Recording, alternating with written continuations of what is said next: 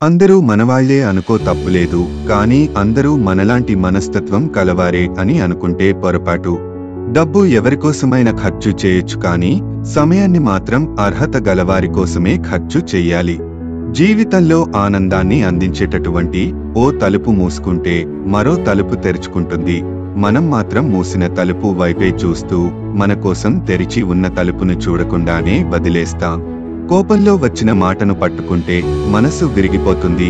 అదే కోపం వెనుకున్న బాధను తెలుసుకుంటే బంధం నిలబడుతుంది. అలా ఉండగలగడానికి మనకు కావలసిన ఆయుధాలు చిరునవ్వు, మౌనం.